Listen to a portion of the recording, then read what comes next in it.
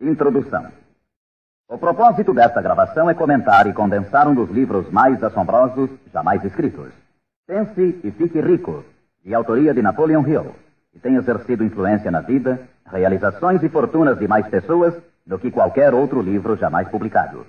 Em todo o mundo livre existem atualmente milhares de pessoas que têm triunfado em todas as linhas de trabalho e que hoje ocupam suas boas posições porque um dia encontraram e compraram um exemplar de Pense e Fique Rico. Qualquer uma delas estará disposta a confirmar isso, e com toda satisfação. Uma descoberta valiosa. Descobri pela primeira vez esse notável livro no outono de 1949. Ajudou-me a decidir de uma vez por todas como alcançaria a meta a que me tinha proposto. Unificou meu pensamento e abriu-me um caminho reto e claro até o ponto a que eu havia decidido chegar. Um de meus melhores amigos, que encontrou o livro há anos, ficou tão fascinado pelo seu conteúdo que permaneceu em casa durante 3 dias, lendo e meditando acerca das ideias ali expostas. Depois, aplicou seus princípios e agora ocupa a posição mais alta dentro da indústria em que trabalha. Por outro lado, tenho estado nos escritórios de altos executivos e tenho escutado dirigentes de empresas famosos mundialmente, alguns com idade suficiente para serem meus pais. Todos eram unânimes em afirmar que, após terem lido Pense e Fique Rico, seus negócios passaram a caminhar muito melhor. Qual é o segredo desse livro tão assombroso? Por que, entre milhares de livros sobre autoajuda, ele tem se mantido como a obra-prima mais destacada? Creio que, para compreender o porquê, vocês teriam que conhecer Napoleon Hill, tanto quanto eu. Com certeza, não foi ele o primeiro homem que se rebelou contra a pobreza e contra a interminável luta ante a falta de orientação que via em seu redor quando ainda era um rapaz. Nem tampouco foi o primeiro a escrever sobre a matéria, mas possuía 2 habilidades únicas, altamente desenvolvidas, que raramente são encontradas num homem. A primeira era a maneira como focalizava seu tema. Hill procurava soluções para o êxito da mesma forma como um cientista busca trazer à luz da razão um segredo da natureza. Tratava de descobrir as formas do sucesso de igual maneira como Thomas Edison investigava os processos para chegar à luz elétrica, sem descanso, implacavelmente, até que a verdade, que sempre esteve ali, lhe foi revelada. Sua segunda virtude importante era a habilidade ou destreza para escrever sobre suas deduções, de tal forma que eram compreendidas intelectualmente num instante. Mas talvez o mais importante para este assunto em especial é que eram compreendidas também emocionalmente. O poder de modificar vidas. Quando alguém lê a última página de Pense e Fique Rico, já é um homem diferente. Um homem que se coloca de pé ao terminar a leitura e já começa a demonstrar as modificações que sofreu. Para ele, desapareceram as situações angustiosas, cheias de frustração e autoimpostas. Para ele, o caminho está livre. É um homem agora possuidor de uma singular capacidade de converter os sonhos em realidade, as ideias em fatos. O destino, a fatalidade, os maus efeitos das circunstâncias exteriores não mais o afetam. De passageiro do barco da vida, passou a capitão, traçando rumos e decidindo vidas. Para entender esse livro, temos inicialmente de compreender a realidade, o princípio ou filosofia que se estende como estrutura básica da obra. A menos que, seja o que for que você construa, esteja baseado na verdade, acabará com a estrutura caída e espalhada ao seu redor, como a armadura dos antigos guerreiros de Homero. O que não é baseado na verdade não pode sustentar-se. Não pode suportar a prova do tempo. A razão pela qual Pense e Fique Rico tem resistido à prova do tempo é porque repousa sobre uma base ampla e sólida, da qual se origina todo o sucesso do homem.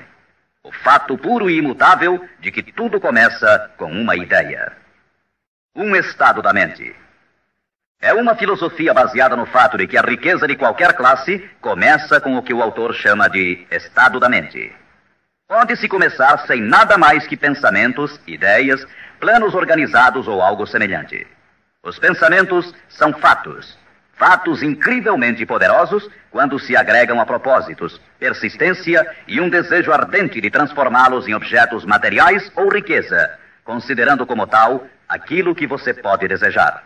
Os sábios têm dito desde há muitos séculos, e há pouco Charles S. Ramy escreveu: a verdade é que a mente humana é um organismo tão real como qualquer músculo do corpo, mas muito maior em força e potencial. E assim como a fibra muscular pode reforçar-se para conseguir conquistas incríveis. Assim, pois, esta é a verdade na qual se baseia Pense e Fique Rico. Se você sabe o que quer, e se o quer com força suficiente para alcançar o tipo de persistência que não se pode conter, com toda certeza você conseguirá o seu ideal. Controlando sua mente, você controlará seu destino aqui na Terra. 2 passos para o sucesso. Tendo em vista os princípios acima, falaremos adiante sobre os famosos 13 passos rumo à riqueza, tal como Napoleon Hill menciona em sua obra, lembrando sempre que riqueza é qualquer coisa que você possa desejar. Entretanto, antes peço permissão para fazer 2 indicações importantes. A primeira é que é necessário ter-se em mãos um caderno de anotações, todas as vezes em que se ouvir esta gravação, a fim de anotar os pontos mais importantes. A segunda é que esta gravação foi idealizada para seu uso pessoal, acompanhando sua própria e estimulante jornada. Usar esta gravação para um grupo resultará apenas em auxílio temporário. Assegure-se de ter seu próprio exemplar, a fim de ouvir estas orientações, vez por outra, nos momentos especiais em que se sentir fora de rota. E agora, os 13 famosos princípios de Napoleon Hill. Primeiro princípio: desejo. Ponto de partida para todo sucesso. Primeiro passo para a riqueza. É aqui, precisamente aqui, que frequentemente tropeçamos num obstáculo. Algumas pessoas dirão: sei o que quero, mas como consegui-lo? Mais tarde, entraremos na questão da dúvida, mas de uma vez por todas esclareçamos se é possível ou não alcançar-se o que se deseja com toda a alma. Creio que Emerson expressou-se muito bem quando escreveu: nada existe pelo capricho da natureza. O fato de existir um desejo indica que os meios para realizá-lo existem na mesma criatura que o sente. Em outras palavras, não poderíamos ter um desejo sem que sua satisfação não fosse possível. Cada um de nós tem uma espécie de guia em seu interior, e nossos desejos se modificam segundo nossa capacidade e inclinação. Não importa o que você deseja, se o quer com toda a sua alma. Você o conseguirá, pois é inevitável. O desejo é uma obrigação. Em Pense e Fique Rico, Hill cita um exemplo após outro de que seu desejo ardente nada mais é do que uma espécie de retrato fiel do que você chegará a ser um dia.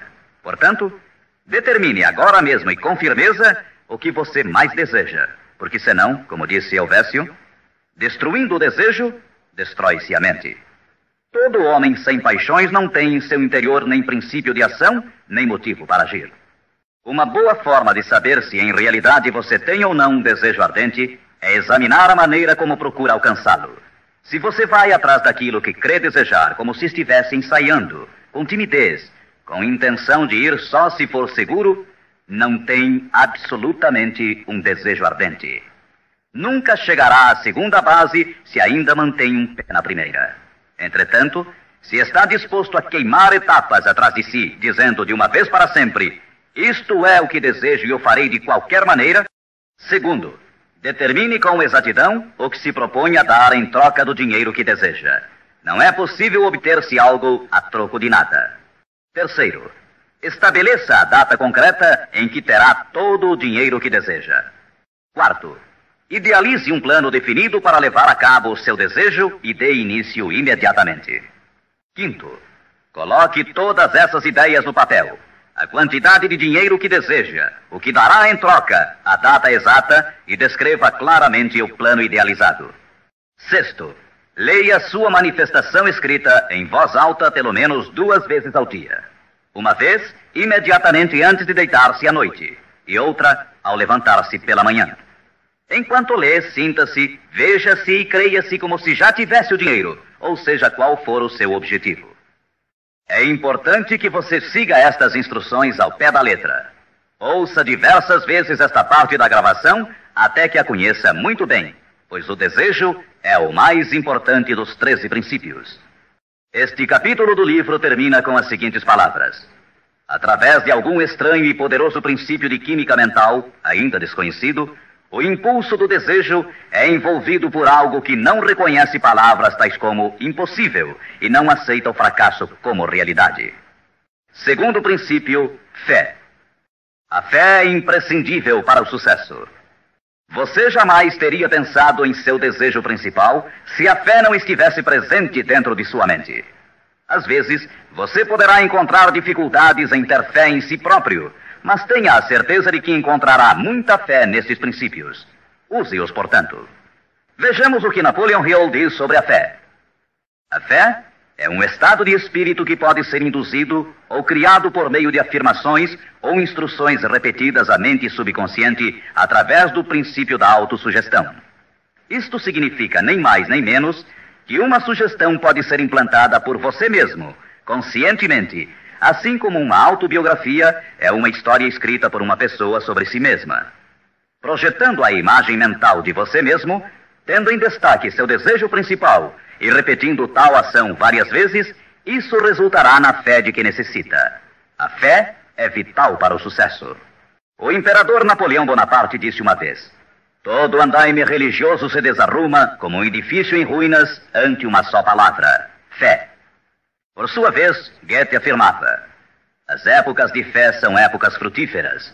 As épocas de incredulidade, ainda que esplendorosas, são estéreis de todo o bem permanente. E como disse Schlegel, na vida real, toda grande empresa começa e dá seu primeiro passo com a fé. Portanto, tenha fé de que pode alcançar aquilo que busca, porque jamais você poderia ter se decidido se não pudesse alcançá-lo. Autoconfiança. Em seu capítulo sobre a fé, Hill oferece uma fórmula para a autoconfiança: repetir-se a si mesmo constantemente. Primeiro, sei que tenho a capacidade de alcançar o objetivo de meu propósito definido na vida. Portanto, exijo persistência de mim mesmo, ação contínua para a execução. E aqui e agora prometo executar esta ação. Segundo, percebo que os pensamentos dominantes em minha mente reproduzir-se-ão com o tempo em ação externa, física, e que de maneira gradual transformar-se-ão em realidade física. Portanto, concentrarei meus pensamentos durante 30 minutos diários na tarefa de criar a imagem do que pretendo ser, criando assim em minha mente um retrato mental claro de minha pessoa e em decorrência de meu objetivo. Terceiro, sei que através do princípio da autossugestão, qualquer desejo que alimente com persistência em minha mente buscará com o tempo a maneira, através de meios práticos, para alcançar o objetivo que há por detrás dele. Portanto, dedicarei 10 minutos de cada dia para exigir de mim mesmo o desenvolvimento da autoconfiança. Quarto, detalharei por escrito os objetivos principais e concretos de minha vida, e nunca deixarei de tentar alcançá-los até que tenha desenvolvido a autoconfiança suficiente para isso. Quinto, sei que nenhuma riqueza ou posição pode durar muito, a menos que seja erguida sobre a verdade e a justiça. Por conseguinte, não participarei de qualquer atividade que não beneficie a todos os que dela participem. Terei sucesso em conseguir a cooperação de outras pessoas, bem como em atrair o pessoal desejado. Então você tem realmente o desejo que o conduzirá ao pleno sucesso. Com esse tipo de resolução, você será capaz de levantar-se após os tropeços que lhe sucederem. As únicas pessoas que não cometem erros são as que nunca tentam nada. Os tímidos são como afluentes de um lago. Nunca se aventuram ao mar amplo e profundo. Esses mesmos princípios atuarão sobre qualquer coisa que você deseje. Um lar harmonioso, uma carreira com mais êxito ou mesmo mais dinheiro para cuidar melhor de sua família e prevenir-se para os anos futuros. Para obter sua parte na prosperidade que o espera mais adiante, Napoleon Hill oferece a você a seguir 6 passos práticos e precisos. 6 passos vitais. Primeiro, fixe em sua mente a quantidade exata de dinheiro que deseja. Não é suficiente dizer, desejo muito dinheiro. Seja preciso com relação à quantidade. Existe uma razão psicológica quanto a essa precisão e que será abordada posteriormente. Induzirei outros a servir-me através da minha boa disposição em servir aos demais. Eliminarei o ódio, a inveja, os ciúmes e o egoísmo, oferecendo amor a toda a humanidade, pois sei que uma atitude negativa nunca me trará o sucesso. Farei com que os demais creiam em mim, pois creio neles e em mim mesmo. Terceiro princípio, autossugestão. Mediante a sugestão repetida, a mente subconsciente pode trabalhar para nós. Já fizemos referências a isso. A autossugestão é a faculdade de ser capaz de concentrar na mente o nosso ardente desejo, até que o nosso subconsciente o aceite como uma realidade e comece a imaginar os meios para realizá-lo. É daqui que provém os impulsos, as súbitas centelhas de inspiração e orientação. Agora resumiremos as instruções dadas no segundo princípio, fé, em relação aos 6 passos, autoconfiança, e as combinaremos com os princípios sobre a autossugestão, constantes no livro Pense e Fique Rico. Primeiro, vá a um lugar tranquilo, talvez na cama à noite, feche os olhos e repita em voz alta para que possa escutar suas próprias palavras, a manifestação escrita da quantidade de dinheiro que se propõe a acumular ou uma reafirmação cuidadosa do que possa ser sua meta, bem como o tempo limite para alcançá-la, além da descrição do serviço ou mercadoria que se dispõe a dar em troca do que vai receber. À medida que põe em prática estas instruções, imagine-se já possuidor de sua meta. Suponhamos, por exemplo, que você se propõe a economizar em cruzeiros o equivalente a $50 mil até o dia 1º de janeiro, daqui a 5 anos, que se determina a prestar serviços pessoais em troca de dinheiro como vendedor. A manifestação escrita de seus propósitos deve ser a seguinte. Escreva: para o dia 1º de janeiro de 1900 e aconteça o que acontecer, terei em meu poder a quantia de cruzeiros que economizarei em quantidades diversas durante aquele período. Em troca desse dinheiro, prestarei o melhor serviço possível, rendendo o máximo como vendedor de... Escreva aqui o produto que se propõe a vender ou qualquer coisa que você faça para ganhar a vida. Tenho certeza de que, à época aprazada, terei esse dinheiro em meu poder. Minha fé é tão grande que já posso ver esse dinheiro diante de meus olhos. Posso tocá-lo com minhas mãos, pois está à espera de passar para meu poder tão logo eu preste o serviço que proponho a desempenhar em troca dele. Estou preparando um plano para acumular esse dinheiro e eu seguirei à medida que o receba. Segundo, repita isto pela manhã e à noite, até que possa ver claramente em sua imaginação o dinheiro que se dispôs a acumular. Terceiro, coloque uma cópia do que escreveu onde possa vê-la dia e noite, quando se deitar ou levantar-se, até que possa recordá-la perfeitamente. Ao se dispor a colocar em prática estas instruções, você estará aplicando o princípio da autossugestão. Quarto princípio, conhecimento especializado. O integral conhecimento dos detalhes de seu trabalho ou produto é indispensável para alcançar o sucesso. Neste princípio, Hill destaca um ponto muito importante. O conhecimento constitui uma força somente quando está organizado num plano concreto de ação e dirigido a um fim definido.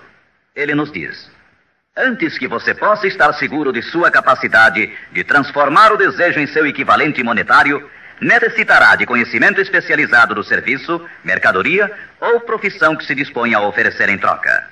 Talvez você precise de muito mais conhecimento especializado do que tem, ou do que pode adquirir normalmente.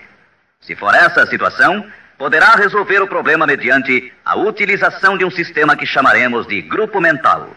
Mais tarde explicaremos do que se trata, mas por enquanto, reconheça que tem de aprender tudo o que possa sobre sua especialidade. Assim, dedique parte do tempo a cada dia para assimilar mais e mais sobre o que você faz para seu sustento. Frequente cursos que existam sobre a matéria, bem como associe-se a homens que conheçam bem sua profissão. Quinto princípio, imaginação. A imaginação é literalmente a oficina onde se formam os planos criados pelo homem. O impulso e o desejo recebem forma e ação mediante a ajuda da faculdade imaginativa da mente. Foi dito que o homem pode criar tudo o que possa imaginar. Como disse e ensina Napoleon Hill, toda mente humana pode alcançar o que pode conceber e crer. A única limitação do homem dentro do razoável reside no desenvolvimento e emprego de sua imaginação e da subsequente motivação para a ação. A automotivação é a chave. Os maiores dirigentes de negócios, indústrias e finanças, os grandes artistas, músicos, poetas e escritores chegaram a ser os melhores porque desenvolveram a força da automotivação. Enquanto você desempenha seu trabalho diário, pense constantemente nos meios pelos quais poderia realizá-lo melhor, com maior eficácia. Pense nas modificações inevitáveis. Podem ser feitas agora? Se você sente limitações, lembre-se das palavras do famoso arquiteto Frank Lloyd Wright. A raça humana construiu com mais grandeza quando maiores eram as limitações e, portanto, quando mais era necessária a imaginação para construir.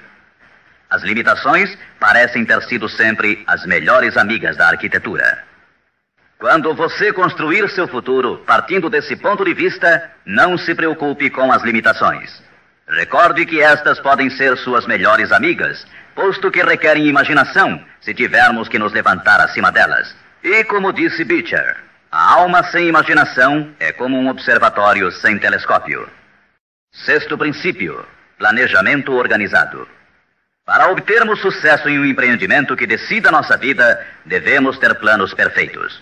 Se você já decidiu qual é o seu desejo, qual é a sua meta, organizemos agora um plano para sua realização, de acordo com um programa. Citarei novamente: pense e fique rico. Você já sabe que tudo o que o homem cria ou adquire começa sob a forma de desejo. Transforma-se depois, do abstrato ao concreto, na oficina da imaginação, onde se criam e se organizam planos para sua transição. Você tem que ter um plano. Anteriormente, foram-lhe dadas instruções para adotar 6 passos práticos e definidos como seu primeiro movimento para traduzir o desejo que você possa ter em seu equivalente físico. Um daqueles passos era a formulação de um plano prático, concreto, através do qual aquela transformação pudesse ser efetuada. Primeiro, alie-se com uma ou mais pessoas, tantas quantas necessitar, para criar e pôr em prática seu plano ou planos para o acúmulo de dinheiro que marcou como sua meta, fazendo uso do princípio da reunião de inteligências. É o grupo mental, e isso é muito importante. Segundo, antes de formar seu grupo mental, decida quais as vantagens e benefícios que pode oferecer individualmente aos membros do grupo que a formam em troca de sua cooperação. Ninguém trabalhará de forma indefinida, sem alguma forma de compensação, ainda que esta não seja em dinheiro. Terceiro, reúna-se com os membros de seu grupo 2 vezes por semana, pelo menos, e com maior frequência, se possível, até que tenham aperfeiçoado o plano ou planos para a consecução de sua meta. Quarto, mantenha uma harmonia perfeita entre você e cada membro de seu grupo mental. Tenha em vista 2 fatos. Primeiro, você está comprometido em um empreendimento de importância básica. Para obter sucesso, tem que ter planos perfeitos. Segundo, deve ter a vantagem da experiência, instrução, capacidade e imaginação naturais de outras mentes. Este é o método seguido por todas as pessoas que têm se sobressaído da média. Dedique-se a isto até que tenha um plano formal bem organizado para alcançar seu objetivo. Desta forma, você nunca estará confuso ou pensando no que deve fazer em seguida. Cada manhã saberá com exatidão o que vai fazer e por que o fará. Adquira estas qualidades de dirigente. É neste capítulo de Pense e Fique Rico que Hill nos fala das características que deve ter o homem que dirige. Primeiro, determinação. Segundo, autocontrole. Terceiro, acurado senso de justiça. Quarto, exatidão nas decisões. Quinto, precisão nos planos. Sexto, hábito de fazer mais do que recebe como pagamento. Sétimo, personalidade agradável. Oitavo, simpatia e compreensão. Nono, domínio do detalhe. Décimo, boa disposição para assumir toda a responsabilidade. 11º, sentido de cooperação. O capítulo sobre planejamento organizado é um dos mais importantes do livro. Basta dizer que um homem sem plano é como um barco sem rumo. Não tem para onde ir e sofrerá um desastre quase inevitavelmente. 7º princípio, decisão. A demora, o oposto da decisão, é um inimigo que todo homem tem que vencer. A análise minuciosa de mais de 25 mil homens e mulheres que experimentaram fracassos revelou que a falta de decisão estava na cabeça da lista das 30 causas principais do fracasso. A análise de várias centenas de pessoas que haviam acumulado fortunas superiores a $1 milhão demonstrou o fato de que cada um deles tinha o hábito de tomar decisões com rapidez e lentamente modificá-las à medida que houvesse necessidade de uma alteração. As pessoas que fracassaram em acumular dinheiro, sem exceção, quase sempre tinham o hábito de tomar decisões com lentidão e depois modificavam-nas com rapidez e frequência. Ter um objetivo concreto torna mais fácil a tarefa de tomar decisões rápidas. Entre os inúmeros exemplos citados por Hill, um dos mais conhecidos é o caso de Henry Ford. Uma das qualidades mais destacadas daquele industrial era seu hábito de tomar decisões concretas com rapidez e depois modificá-las com calma. Esse modo de ser era tão pronunciado em Ford que lhe deu reputação de obstinado. Foi essa aptidão que o impulsionou a continuar fabricando seu famoso modelo T, o automóvel mais feio do mundo, mas naquele tempo o mais prático, apesar de todos os seus assessores e alguns dos compradores insistirem para que ele o modificasse. Talvez Ford tenha demorado muito em fazer as alterações, mas o resto da história é que sua firmeza de decisão produziu-lhe uma enorme fortuna, sem que fosse necessário modificar o modelo, e seguramente a companhia hoje não está pior por isso. Quando você tiver uma ideia, apegue-se a ela. As pessoas que fracassam, em sua maioria, geralmente se influenciam com facilidade pela opinião dos demais, deixando-se inclinar sem dificuldades. Permitem que os jornais e falatórios dos vizinhos pensem por elas, mesmo sabendo que as opiniões são as mercadorias mais baratas da terra. Siga seu próprio conselho ao colocar em prática os princípios aqui descritos, tomando suas próprias decisões e seguindo-as. Não faça confidências a ninguém, exceto aos membros do seu grupo mental, e tenha muito cuidado na seleção desse grupo, escolhendo somente aqueles que simpatizem e harmonizem totalmente com seus propósitos. Os amigos íntimos e familiares, ainda que isto não signifique que o façam constantemente, atrapalham com suas opiniões, e às vezes por causa do ridículo. Milhares de homens e mulheres arrastam consigo complexos de inferioridade durante toda a vida, porque alguma pessoa bem intencionada, mas ignorante, destruiu toda a sua confiança através de opiniões ou expondo-as ao ridículo. Se uma decisão merece algo, você deve agarrar-se a ela até que a tenha desenvolvido completamente. Oitavo princípio: persistência. A força de vontade e o desejo, adequadamente combinados, constituem uma dupla irresistível. Segundo Hill, persistência é como a força de vontade e combina-se com o homem como o carvão ao aço.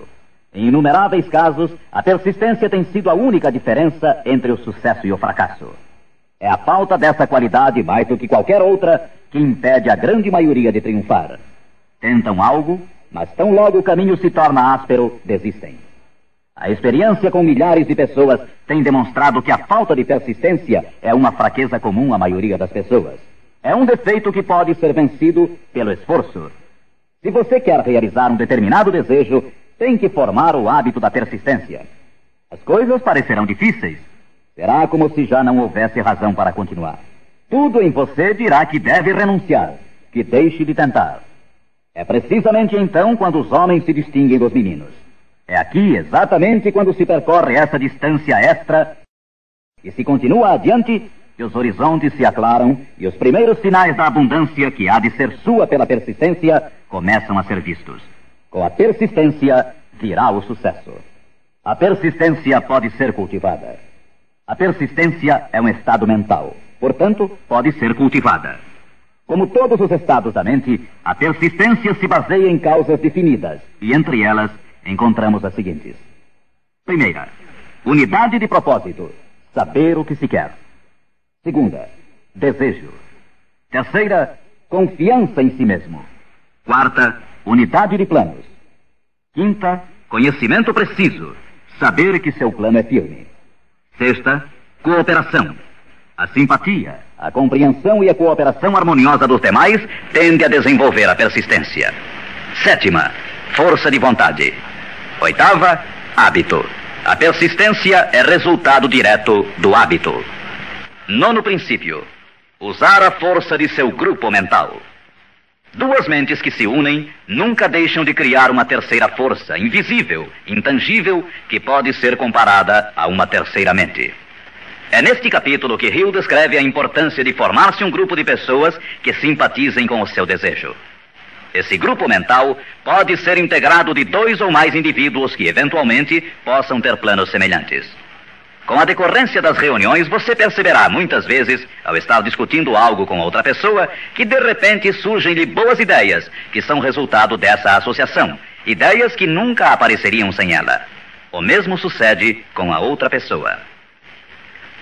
Estimule seu pensamento. Grande quantidade de boas ideias tem brotado de mentes individuais como resultado de participação em grupo. Associar-se a pessoas para formar o grupo mental não deve ser confundido com o fato de deixar que outros pensem por você, mas é estimular seu próprio pensamento através da associação com outras mentes. Ninguém sabe tudo. Quanto mais afins sejam as mentes reunidas, mais informações interrelacionadas estarão disponíveis. As grandes ideias são uma combinação de informações análogas. Assim, você deve escolher os membros de seu grupo com cuidado. Assegure-se que sejam pessoas que você respeita e que trabalhem conscientemente. Todos se divertirão muito e alcançarão suas metas muito antes. 10º princípio, entusiasmo. O entusiasmo provém da canalização de todas as energias corporais em termos positivos e louváveis. É neste capítulo que Napoleon Hill descreve a importância da mulher. A mulher que quase sempre auxilia o homem que luta pela consecução de metas meritórias. A opinião de Hill é de que praticamente todo dirigente é homem cujos êxitos foram inspirados em grande parte por uma mulher. Quando as coisas andarem mal, e pode estar seguro que isso ocorrerá em algumas ocasiões, você ver-se-á abandonado até pelos que você pensava que eram seus amigos. Mas se você conseguiu uma boa mulher, nunca estará só. Ela sempre o impulsionará a recomeçar uma e outra vez se necessário, e lhe dará um novo entusiasmo que nasce de sua fé em você. Ter alguém a quem amar é ter alguém com quem compartilhar seu êxito e realizações, que lhe felicite com o elogio que todos necessitamos de vez em quando. Um homem pode chegar a triunfar sem sua esposa e sem filhos, mas a plenitude da alegria se obtém através deles. Cuide de sua esposa e filhos como de seu maior tesouro. 11º princípio, a mente subconsciente. A mente subconsciente consiste em um campo de consciência no qual são classificados e registrados todos os impulsos do pensamento que chegam à mente objetiva através de qualquer dos 5 sentidos. Da mente subconsciente, você pode aproveitar ou tirar os pensamentos como quem tira cartas de um arquivo. Ela recebe e arquiva impressões sensoriais ou pensamentos independentemente de sua natureza. Você pode semear à vontade em sua mente subconsciente qualquer plano, ideia ou propósito que deseje traduzir em seu equivalente físico ou monetário. O subconsciente atua primeiro sobre os desejos dominantes que se mesclaram, como as emoções, como a fé. Sua mente subconsciente trabalha dia e noite. Mediante um procedimento ainda desconhecido para o homem, a mente subconsciente toma da inteligência infinita poder para transformar de maneira espontânea o desejo próprio no seu equivalente físico, usando sempre os meios mais práticos mediante os quais pode alcançar seu fim. Não é possível controlar completamente a mente subconsciente, mas pode-se entregar a ela qualquer plano, desejo ou propósito para que seja transformado em algo concreto. Ninguém sabe muito sobre o que chamamos a mente subconsciente ou mesmo de subconsciente. Sabemos que é incalculavelmente poderosa e que pode solucionar nossos problemas se corretamente empregada. A melhor forma é manter na mente consciente, tão frequentemente quanto possível, uma imagem clara de si mesmo, como se já tivesse alcançado a meta desejada. Defina-a com clareza e projete-a na tela de sua mente. Retenha-a. Veja-se fazendo e tendo as coisas que obterá depois de alcançado seu objetivo. Imagine isso tão a miúde quanto possível, enquanto prossegue com seu trabalho diário, especialmente no momento de dormir e no instante de acordar. Assim, seu subconsciente começará a conduzi-lo pelos caminhos mais lógicos para o objetivo que imaginou. Não lute contra ele. Siga seus lampejos repentinos, as ideias que venham à sua mente. Esteja seguro que é seu subconsciente tentando chegar à sua mente consciente. Se você prosseguir assim, ficará surpreso e encantado com as ideias maravilhosas que parecerão brotar do nada. As vidas dos grandes homens e mulheres que parecem milagrosas para as pessoas normais não são mais do que a expressa satisfação de seus ardentes desejos através de sua mente subconsciente. No princípio seguinte, falaremos mais sobre o 6º sentido, que parece controlar a vida dessas pessoas, mas somente dos que souberam condicionar sua mente subconsciente. O tempo não significa nada para o subconsciente. Um homem poderia trabalhar com firmeza em seu labor durante 40 anos e não conseguir alcançar o que é possível em 3 ou 4 anos, mediante a aplicação adequada desses princípios.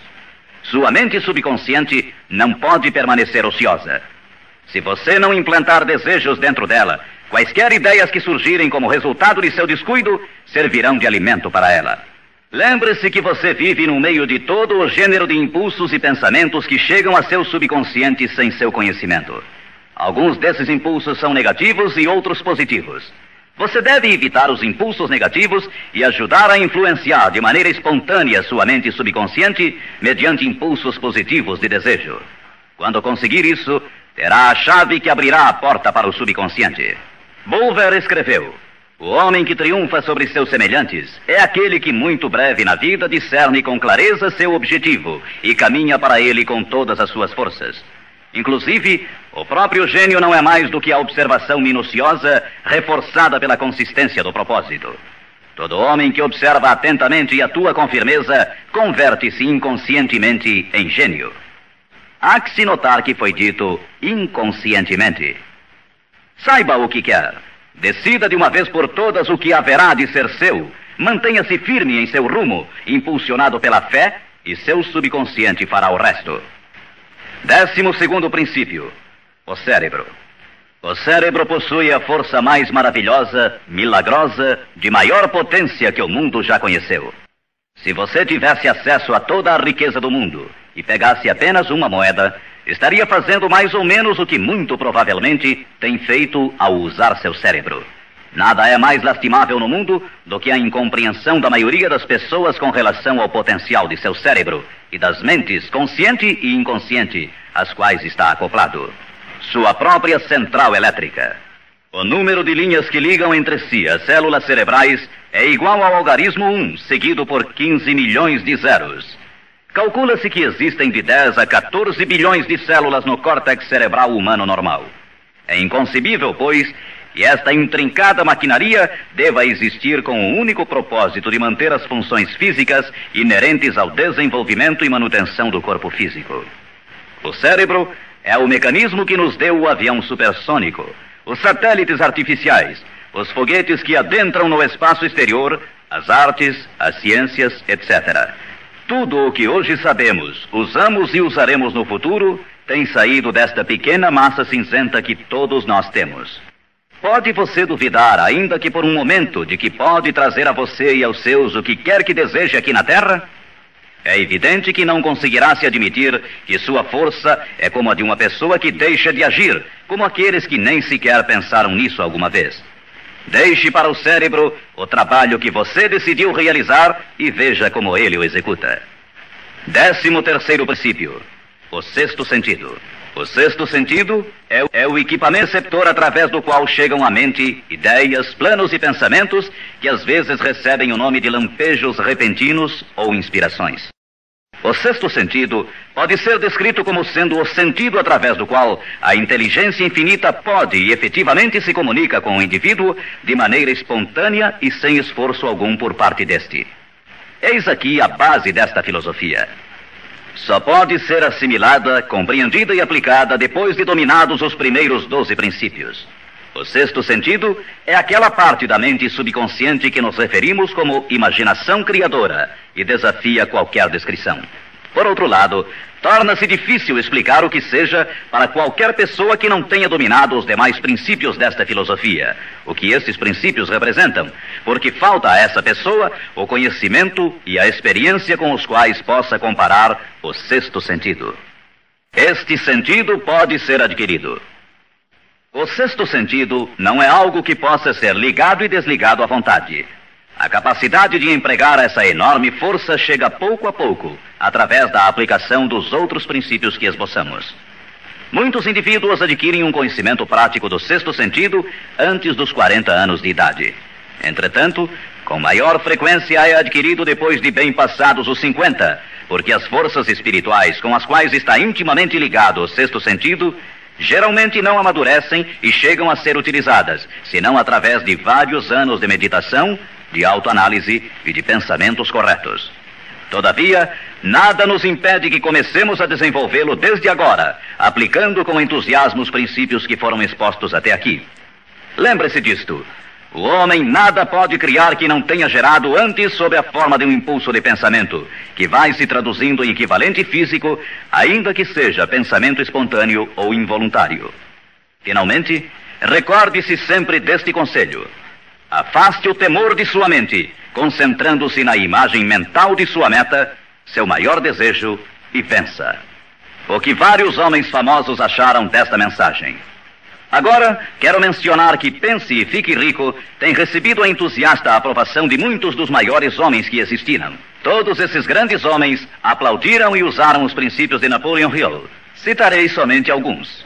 Os presidentes dos Estados Unidos, William Howard Taft e Woodrow Wilson. F.W. Woolworth mencionou que havia aumentado muito sua cadeia de armazéns, aplicando muitos destes princípios. Robert Dollar, que construiu uma grande companhia de navegação, escreveu: se há 50 anos tivesse usado esta filosofia, imagino que poderia ter feito tudo o que fiz na metade do tempo. Tenho esperança que o mundo a descubra e o recompense. Samuel Gompers disse: o domínio destes princípios é uma apólice de seguro contra o fracasso. John Wanamaker, o príncipe dos comerciantes, escreveu: sei que seus fundamentos são reais, porque os tenho aplicado em meu negócio há 30 anos. Também o aplicaram George Eastman, o maior fabricante de câmaras fotográficas do mundo, Thomas Edison, Luther Burbank, Theodore Roosevelt, E.M. Statler, John Rockefeller e muitos mais. Como é óbvio imaginar-se, as opiniões destes homens não poderiam ser compradas com todo o dinheiro do mundo. O que temos mencionado aqui pode mudar sua vida, pode trazer-lhe todas as coisas proveitosas que deseje na vida para você e sua família. Afaste-se da média, do medíocre e enderece seu rumo de acordo com os sonhos de seu coração. Estes 13 princípios não o decepcionarão nunca enquanto você os empregar. Sua grande oportunidade pode estar precisamente onde você se encontra agora. Siga estas instruções fielmente e o resultado aparecerá diante de você. A última recomendação de Napoleon Hill: não procure a oportunidade longe, mas sim a reconheça e aproveite-a onde você se encontra.